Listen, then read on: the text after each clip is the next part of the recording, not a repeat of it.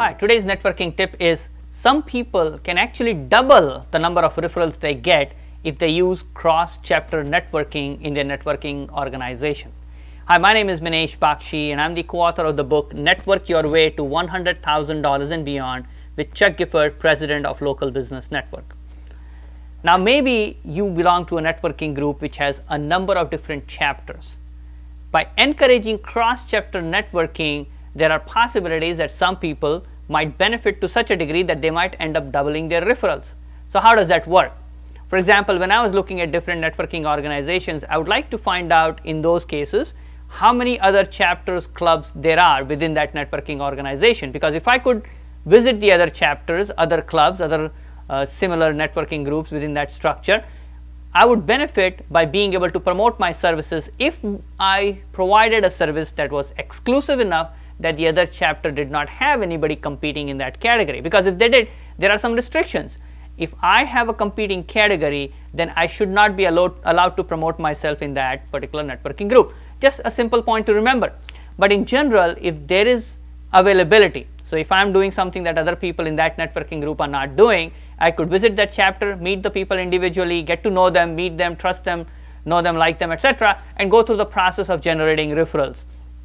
Again, that is easy to do, not at all very difficult, and you can do this over and over and over. And if there are a number of networking groups or number of chapters within that networking group, then you can visit all of those within that umbrella and get the benefit for yourself. Quite a few people end up doubling their referrals.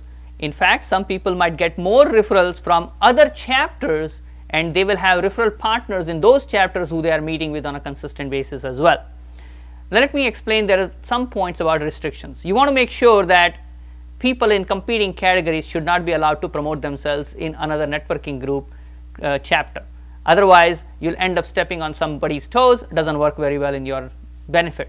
Now, in my understanding, as far as I've seen for myself, there are different events where you can actually get to know them first and then start visiting those chapters. For example, you could have visits that we talked about already. There could be joint events taking place like industry exchanges, mixers, or what I would say is multiple chapter recruiting events. So a number of chapters could come together, find out for themselves that, hey, we can actually work together and promote each other in that respect. So anyway, the bottom line that you want to remember is if there is cross-chapter networking available within your structured networking group, that could be a plus for you, and you could end up finding somebody who is a referral partner for you. Now, sometimes a competitor could be a referral partner as well, but that's beyond the scope of this tip. Remember, it's an advantage to you, not a disadvantage.